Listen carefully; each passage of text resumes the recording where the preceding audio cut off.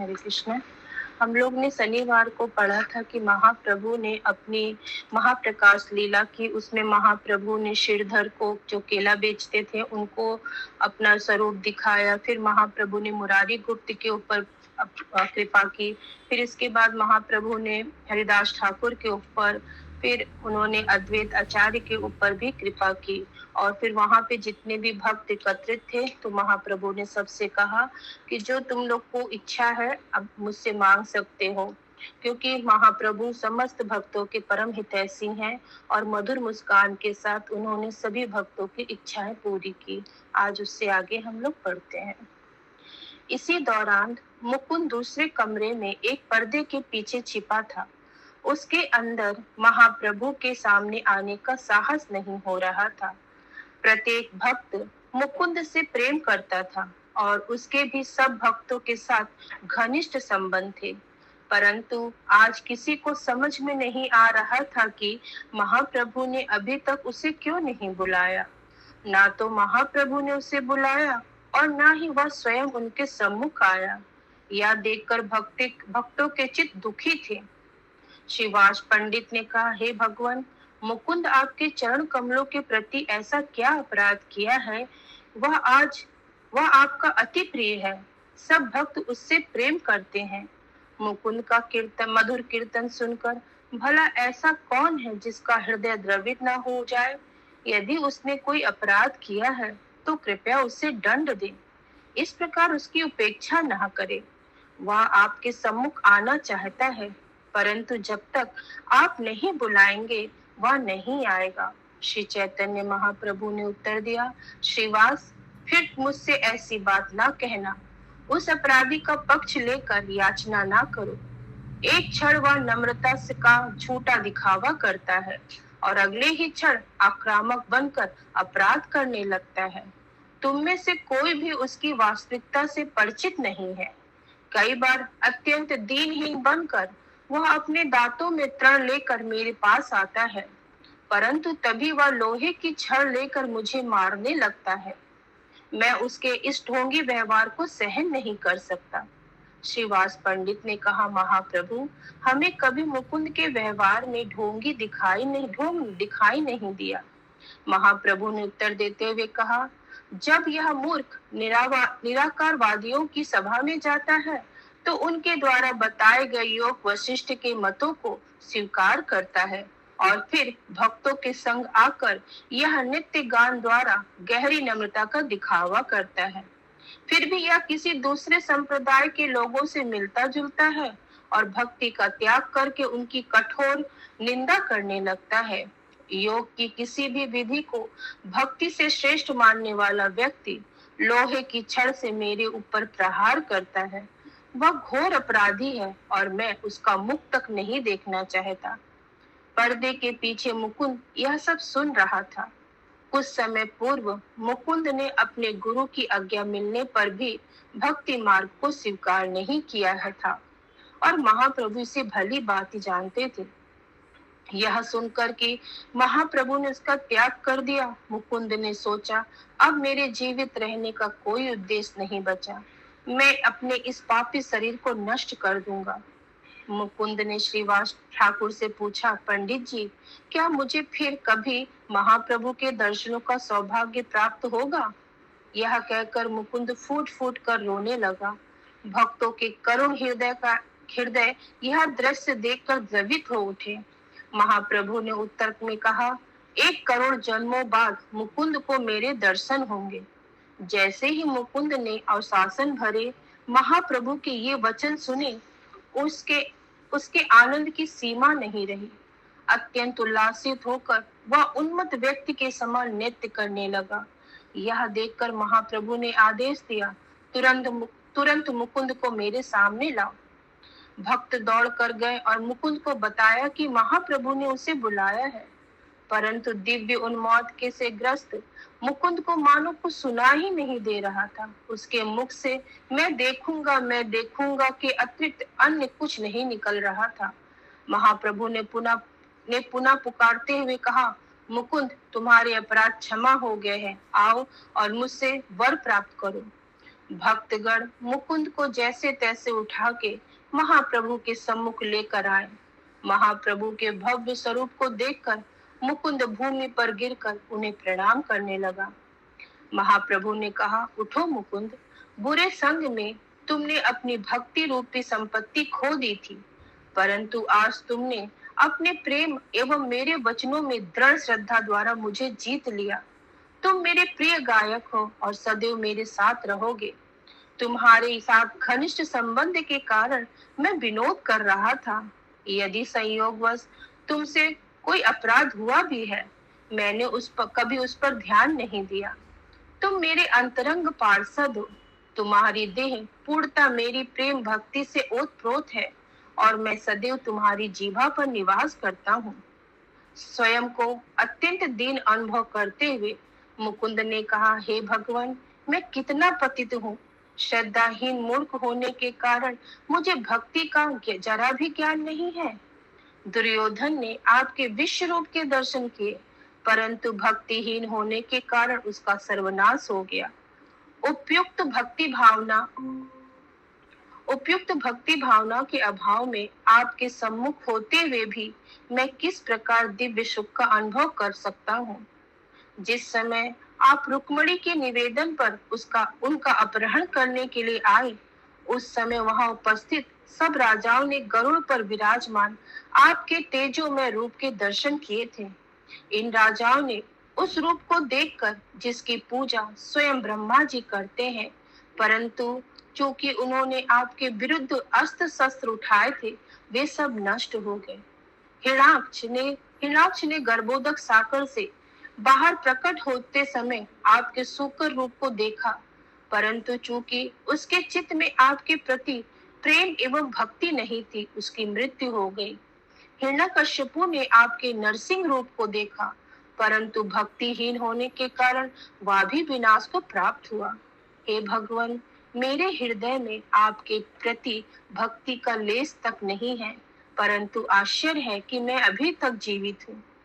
मथुरा में कुब्जा और सुदामा ने आपका दर्शन करके आपकी कृपा प्राप्त की, परंतु आपका दर्शन करने के बाद कंस मृत्यु को प्राप्त हुआ, क्योंकि वह भी आपकी भक्ति से विहीन था। अंत में मुकुंद ने कहा, मैं एक कीड़े से भी घृणित तथा भक्ति विहीन हूँ। मैं भला आपसे क्या मांग सकता हूँ। रोते रोते मुकुंद ने अपनी भुजाएं ऊपर उठा ली। भक्ति में उन्माद से उसकी देह कांप रही थी। वास्तव में मुकुंद शुद्ध और सरल हृदय भक्त था। भगवान के प्रति उसका सहज आकर्षण था। इतना ही नहीं, वह सदैव महाप्रभु के सर्वाधिक अंतरंग परिकरों में गिना जाता है। तब श्री विशंभर ने कहा, मुकुंद, भक्ति भरी तुम्हारी सेवा मुझे अत्यंत प्रिय है। जब भी तुम गाओगे, मैं वहां उपस्थित रहूंगा। तुमने सत्य ही कहा है। मुझे बाहरी आंखों से नहीं, अपितु एकमात्र भक्ति भरी दृष्टि से ही देखा जा सकता है। तुम मुझे अतिशय प्रिय हो, इसीलिए मैं तुम्हें कुछ बताना चाहता हूँ। वैदिक शास्त्रों में वर्णित व्यक्ति के कर्म और उनके फलों को कोई नहीं बदल सकता। वह शक्ति और अधिकार केवल मेरे पास है। मुकुंद, मेरे प्रभाव से आज तुमने भक्ति के तत्व का वखान किया है। भक्ति विमुख व्यक्ति मेरे हृदय को गहराई से पीड़ित करता है। चूंकि नास्तिक व्यक्ति मुझे ऐसी पीड़ा देता है, इसीलिए प्रत्यक्ष मुझे देखने के बाद भी वह मेरे दर्शनों के सुख से वंचित रहता है। कंस के धोबी ने भी मेरे दर्शन किए। मैंने उससे कुछ वस्त्र मांगे, परंतु उसने मना कर दिया। उसके पास मेरी भक्ति एवं सेवा करने का एक सुअवसर था। वह दुर्भागा उसका लाभ नहीं उठा पाया। वास्तव में उस धोबी ने अनेक जन्मों में कठोर तपस्याएं की थी और उस पुण्य के फलस्वरूप उसे मेरे दर्शनों का अवसर प्राप्त हुआ, परंतु चूंकि उसके हृदय में मेरी भक्ति नहीं थी, इसीलिए मेरा दर्शन करने पर भी उसे आनंद नहीं हुआ। मैं अभक्तों पर अपनी कृपा नहीं करता। मेरा दर्शन करने से व्यक्ति को अलौकिक एवं सनातन सुख प्राप्त होता है। परंतु अभक्त व्यक्ति मेरा दर्शन करके भी इस सुख से वंचित रह जाते हैं। भक्ति की प्रामाणिक विधि की निंदा करके व्यक्ति की भक्ति नष्ट हो जाती है, और यदि किसी के हृदय में भक्ति ही नहीं तो उसके लिए मेरा दर्शन व्यर्थ हो जाता है। मुकुंद, मैं तुम्हारी मधुर वाणी एवं गीतों द्वारा भक्ति का प्रचार करूंगा। तुम्हारा कीर्तन सुनकर वैष्णव के हृदय द्रवित हो उठेंगे। जिस प्रकार तुम मुझे अतिशय प्रिय हो, उसी प्रकार तुम अन्य वैष्णव के भी प्रिय बनोगे, और जब जब मैं अवतार लूंगा तुम मेरे गायक बनकर मेरे साथ आओगे। मुकुंद के ऊपर बरस रही महाप्रभु की कृपा को देखकर सब भक्त हर्ष उल्लास में जय जयकार करने लगे। इस प्रकार श्री चैतन्य महाप्रभु ने प्रत्येक भक्त की इच्छा पूरी की। इतना ही नहीं, जिस भक्त का भगवान के जिस रूप के प्रति प्रेम एवं आकर्षण था, महाप्रभु ने उन्हें उसी रूप में दर्शन करवाए। प्रतिदिन महाप्रभु अपनी अद्भुत अतुलनीय लीलाएं किया करते और सब वैष्णव अपनी पत्नियों के साथ उसका रसास्वादन करते। अपना शरीर एवं मन भगवान को समर्पित करके जो व्यक्ति उनका आज्ञाकारी सेवक बन जाता है, वह सहजता से इन दिव्य लीलाओं को देख सकता है। उन दिनों नवदीप महान सन्यासियों, विद्वानों, तपस्वियों, शास्त्र के छात्रों तथा योगियों का गढ़ था। अधिकांश लोगों ने दीर्घ काल तक भगवद गीता और श्रीमद् भागवतम का अध्ययन किया था, और कुछ लोग इनके शिक्षक भी थे, परंतु रूढ़िवादी परंपराओं को पकड़े रहने के कारण उनके हृदय में कभी भक्ति उत्पन्न नहीं हुई। इनमें से कुछ अध्यात्मवादी कठोर ब्रह्मचर्य का पालन कर रहे थे। उन्होंने कभी भी दूसरों से सेवा न लेने का प्रण लिया था, परंतु उनकी बुद्धि पर मिथ्या अहंकार की इतनी मोटी परत आ जमी थी कि उनमें से कोई समझ नहीं पाया कि साक्षात भगवान ने वैकुंठ लोक से श्रीवास पंडित के घर अवतार लिया। जिस अलौकिक सुख का अनुभव श्रीवास पंडित के दास दासी कर रहे थे, वह सुख नवदीप के शास्त्र पारंगत प्रकांड विद्वानों के लिए अनजान वस्तु बना रहा। श्री चैतन्य महाप्रभु को केवल भक्ति द्वारा बांधा जा सकता है, धन, उच्च कुल, विद्वत्ता अथवा भौतिक योग्यताओं द्वारा नहीं। महाप्रभु की लीला नित्य है, अंतहीन है। वैदिक शास्त्र वर्णन करते हैं कि कभी वे प्रकट हैं और कभी अप्रकट। श्री चैतन्य महाप्रभु की लीला इस समय भी हो रही है, और केवल उनका कृपा पात्र व्यक्ति प्रत्यक्ष उन्हें देख सकता है, अन्य नहीं। महाप्रभु ने अपने भक्तों से कहा, प्रत्येक जन्म में तुमने मेरा संग प्राप्त किया है। तुम्हारे संग के कारण तुम्हारे सेवक एवं शिष्य भी मेरी लीलाओं को देख पाएंगे। तब महाप्रभु अपनी प्रसादी माला तथा चबाए हुए पान का उच्छिष्ट बांटने लगे। श्रीवास पंडित की भतीजी नारायणी को महाप्रभु का प्रसादी भोजन प्राप्त हुआ। महाप्रभु के प्रसाद को प्राप्त करके उसे जो सुख हुआ, उसे देखकर भक्तों ने हृदय से उसे अपने आशीर्वाद दिए। महाप्रभु ने कहा, नारायणी, कृष्ण प्रेम के उन्माद में आंसू बहाओ। महाप्रभु का ऐसा प्रताप था। ऐसा कहते ही नारायणी कृष्ण कृष्ण कहकर रोने लगी। इस अध्याय का समापन करते हुए लेखक कहते हैं, श्री नित्यानंद प्रभु सदैव सोचते हैं, मैं श्री चैतन्य महाप्रभु का दास हूँ। वे सदैव भगवान के सेवक भाव में रहते हैं। हे श्री चैतन्य महाप्रभु, कृपया मुझे श्री नित्यानंद प्रभु के चरण कमलों का आश्रय प्रदान करें। श्री नित्यानंद प्रभु के प्रति प्रेम के फलस्वरूप ही मैं श्री चैतन्य महाप्रभु की लीलाओं का गान करने में सक्षम हुआ है। श्री नित्यानंद प्रभु स्वयं को श्री चैतन्य महाप्रभु के सेवक के अतिरिक्त अन्य कुछ नहीं देखते। केवल श्री नित्यानंद प्रभु की सेवा द्वारा ही व्यक्ति श्री चैतन्य महाप्रभु का भक्त बन सकता है। जिस पर श्री नित्यानंद प्रभु की कृपा से व्यक्ति श्री चैतन्य महाप्रभु के को तत्व से जान सकता है, उसी प्रकार भक्ति तत्व को जानने के लिए श्री नित्यानंद प्रभु की कृपा चाहिए।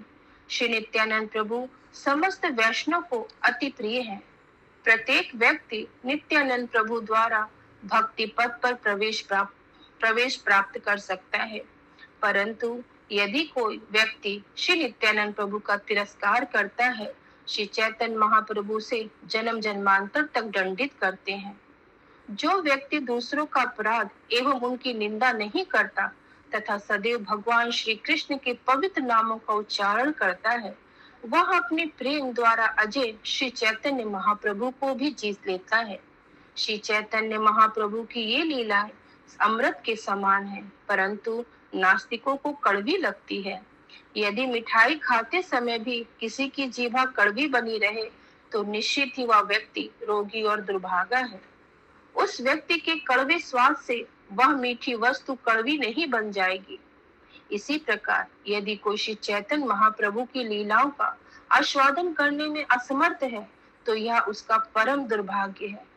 चाहे कोई व्यक्ति सन्यासी ही क्यों न हो, परंतु यदि वह श्री चैतन्य महाप्रभु के प्रति अपराध करता है, तो वह जन्म जन्मांतर के अंत चक्र में अज्ञानता भर जीवन जिएगा। दूसरी ओर यदि कोई पक्षी बिना समुचित आध्यात्मिक ज्ञान के श्री चैतन्य महाप्रभु के पावन नामों का उच्चारण करता है, तो वह उनके सनातन धाम को प्रवेश करेगा। श्री चैतन्य महाप्रभु और श्री नित्यानंद प्रभु मेरे धन और प्राण हैं। मैं वृंदावन दास उनके चरण कमलों पर यह गीत समर्पित करता हूँ। श्री नित्यानंद प्रभु श्रीवास पंडित के घर रहते थे। श्रीवास ठाकुर का अपने पिता के सम्मान करते हुए वे एक छोटे बालक के भाव में रहते और मालिनी के स्तनों का दूध पीते। मालिनी के स्तनों में बहुत पहले ही दूध सूख गया था, परंतु नित्यानंद प्रभु के स्पर्श से पुनः दूध से भर गए। यह देख के मालिनी आश्चर्यचकित थी और श्री चैतन्य महाप्रभु ने उन्हें आदेश दिया था कि वह यह बात किसी को ना बताएं। श्री विशंभर ने नित्यानंद प्रभु से कहा, कलह और वाद विवाद से बचने के लिए श्रीवास ठाकुर के घर चंचल व्यवहार नहीं करना। यह सुनते ही नित्यानंद प्रभु ने विरोध किया, कृष्ण कृष्ण, मैं तो कभी चंचल व्यवहार नहीं करता। वास्तव में मेरे जैसा सद्व्यवहारी व्यक्ति आपको ढूंढने से भी नहीं मिलेगा। महाप्रभु ने उत्तर दिया, हाँ, यह तो मैं भली भांति जानता हूँ। नित्यानंद प्रभु ने कहा, जरा मैं भी तो सुनूं कि मेरे व्यवहार में तुम्हें क्या दोष दिखाई देते हैं। मुस्कुराते हुए महाप्रभु ने कहा, ठीक है, मैं तुम्हारे दोष बताता हूँ। पहली बात तो यह है कि तुम यहाँ वहाँ चावल बिखेरते हो। नित्यानंद प्रभु ने उत्तर दिया, ऐसा कार्य तो कोई पागल ही करेगा और निसंदेह यदि कोई ऐसा करता है तो उसे रोका जाना चाहिए, परंतु तुम अकारण इस प्रकार दोषारोपण क्यों कर रहे हो? कहीं ऐसा तो नहीं कि तुम मुझे भोजन नहीं देना चाहते? यदि तुम स्वयं सारा भोजन खाना चाहते हो तो कोई बात नहीं, परंतु तुम सबके सामने मुझे इस प्रकार कलंकित क्यों कर रहे हो? महाप्रभु ने उत्तर दिया, तुम्हें सुधारने में मुझे लज्जा आती है, परंतु फिर भी मैं ऐसा करने का प्रयास कर रहा हूँ।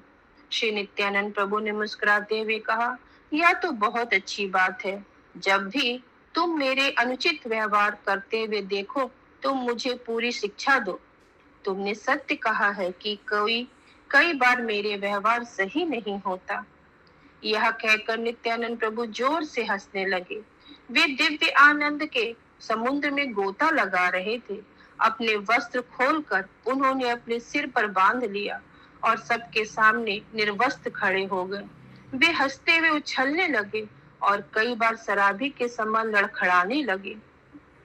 नित्यानंद प्रभु को पकड़ते हुए श्री विशंभर ने कहा, यह आप क्या कर रहे हो? किसी गृहस्थ के घर ऐसा व्यवहार अनुचित है।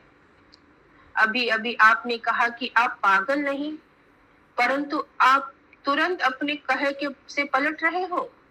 जो व्यक्ति अपने चारों ओर के संसार को भूल जाता है, फिर उसे समझने का भला क्या लाभ? श्री नित्यानंद प्रभु अपने दिव्य उन्माद में मगन थे और श्रीवास पंडित, हरिदास ठाकुर तथा गदाधर पंडित उन्हें देख रहे थे। उस समय महाप्रभु ने स्वयं अपने हाथों से नित्यानंद प्रभु को वस्त्र पहनाए। श्री नित्यानंद प्रभु अपने हाथों से भोजन तक नहीं खाते थे, मालिनी को उन्हें खिलाना पड़ता था। श्रीवास पंडित की पतिव्रता तथा पुण्यवती पत्नी मालिनी नित्यानंद प्रभु के मनोभाव को जानते हुए एक माँ के समान उनकी सेवा करती थी। एक दिन एक कौवा पूजा के लिए घी से भरी कटोरी लेकर उड़ गया। कुछ ही देर में वह लौटकर तो आया, परंतु कटोरी नहीं लाया। यह देखकर मालिनी देवी अत्यंत दुखी हो गई। अपने पति के क्रोधी व्यवहार से परिचित वे जानती थी कि लौटने पर वे बहुत क्रोध करेंगे। स्वयं को असहाय जानकर मालिनी रोने लगी। उसी समय नित्यानंद प्रभु वहां पहुंचे। मालिनी की आंखों में आंसू देखकर उन्होंने पूछा, आप क्यों रो रही हैं? मुझे कुछ बताओ, मैं सब ठीक कर दूंगा।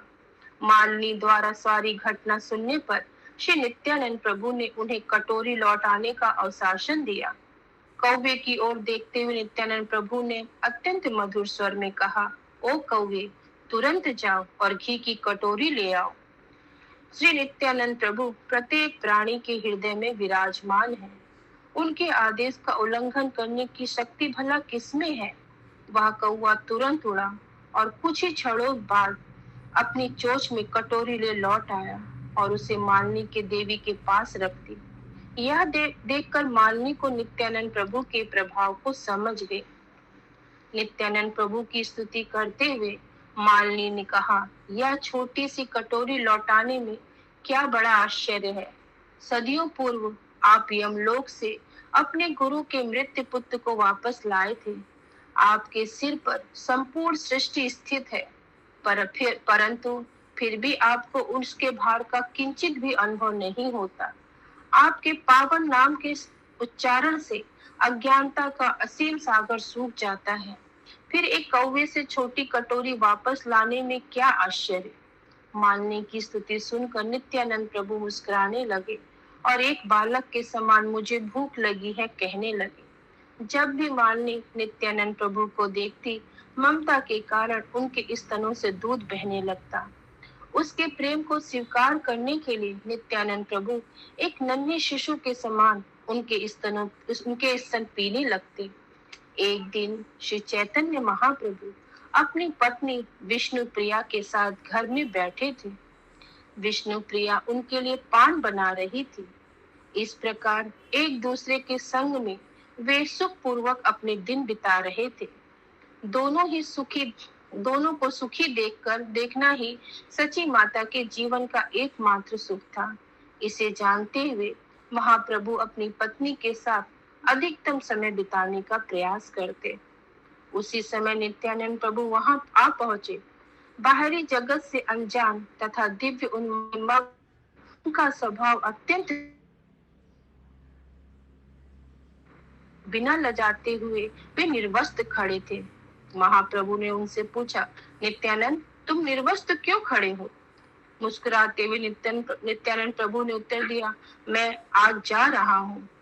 जब महाप्रभु ने कारण पूछा तो निताई ने कहा, मैं और अधिक नहीं खा सकता। यह सुनकर महाप्रभु ने कहा, मैं कुछ कह रहा हूँ और तुम कुछ और कह उत्तर दे रहे हो, ऐसा क्यों? निताई ने कहा, महाप्रभु तुम मेरी ओर पूरा ध्यान दो। थोड़ा क्रोधित होकर महाप्रभु ने कहा, इसमें मेरा दोष नहीं है। निताई ने उत्तर दिया, हे प्रभु, सची देवी यहाँ नहीं है। महाप्रभु ने कहा, कृपा करो और वस्त्र पहन लो। तब नित्यानंद प्रभु मुझे भूख लगी है कहने लगे। इस प्रकार श्री चैतन्य महाप्रभु और नित्यानंद प्रभु एक दूसरे के साथ विनोद करके जोर जोर से हंसने लगे। नित्यानंद को देखकर सची माता मुस्कुराने लगी। उनका हृदय नित्यानंद के प्रति स्नेह से भर उठा। उन्हें देखकर सची माता को विश्व रूप का स्मरण हो आया। बाहरी चेतना लौटने पर नित्यानंद प्रभु ने स्वयं वस्त्र पहन लिए। तब सची माता ने उन्हें खाने के लिए दूध से बनी 5 मिठाई दी। नित्यानंद प्रभु एक खाली और शेष 4 यहाँ वहां फेंक दी। सची माता चिल्ला उठी, हाय, मिठाइयों को क्यों फेंक रहे हो? नित्यानंद प्रभु ने कहा, तुमने सारी मिठाइयाँ एक ही स्थान पर क्यों रखी थी? सची माता ने कहा, मेरे पास कुछ नहीं बचा, अब तुम क्या खाओगे? श्री नित्यानंद प्रभु ने उत्तर दिया, तुम कहो तो सब मिठाई वापस आ जाएगी। जब सची माता रसोई में गई तो वहां यह दृश्य देख के विस्मित रह गई। जिन 4 मिठाइयों को नित्यानंद प्रभु ने फेंका था, वे चारों एक साथ थाली में सजी हुई रखी थी। रसोई के बाहर आने पर सची माता नित्यानंद प्रभु को लड्डू खाते देखकर आश्चर्यचकित रह गई। उनके यह पूछने पर कि लड्डू कहाँ से आए, नित्यानंद प्रभु ने उत्तर दिया, जब मैंने देखा कि मेरी मिठाई फेंकने पर तुम दुखी हो गई हो तो मैं उन्हें वापस ले आया। सची माता जानती थी कि नित्यानंद प्रभु कोई साधारण व्यक्ति नहीं है। उन्होंने कहा, नित्यानंद, तुम मुझे इस प्रकार क्यों भ्रमित करते हो? मैं भली भांति समझ सकती हूँ कि तुम परम भगवान हो। कृपया मेरे आंखों से अपनी माया का आवरण हटा दो, जिससे मैं तुम्हें ठीक से देख सकूं। यह सुनकर नित्यानंद प्रभु बिना कुछ कहे एक बालक के समान सची माता के पीछे दौड़ने लगे और सची माता भी उनसे बचने के लिए दौड़ पड़ी। ऐसी है श्री नित्यानंद प्रभु की अद्भुत लीला। इन्हें देखकर पुण्यवान भक्तों को परम आनंद तथा नास्तिकों को गहरी पीड़ा होती है। जो द्वेषी हैं और पापी दुष्ट अपनी वाणी से नित्यानंद प्रभु की निंदा करते हैं, वे इतने दूषित हो जाते हैं कि सर्व पावनी गंगा भी उनसे दूर भागती है। इस अध्याय के अंत में लेखक लिखते हैं, यद्यपि मेरे हृदय में श्री नित्यानंद प्रभु और श्री चैतन्य महाप्रभु के प्रति कोई आसक्ति नहीं, मेरी यही प्रार्थना है कि श्री नित्यानंद प्रभु के चरण कमल रूपी संपत्ति सदैव मेरे अंतःकरण में दृढ़ता पूर्वक स्थापित रहे। हरे कृष्णा। श्री चैतन्य भागवत की जय। नमो विष्णुपादाय कृष्ण पृष्ठाय भूतले श्रीमते भक्ति वेदांत स्वामी नामिने। नमस्ते सारस्वती देवी गौरवाणी प्रचारिणी निर्विशेष शून्यवादी पाश्चात्य देशधारिणी जगत गुरु शीलपाद की प्रभुपाद की जय। श्री चैतन्य महाप्रभु की जय। नित्य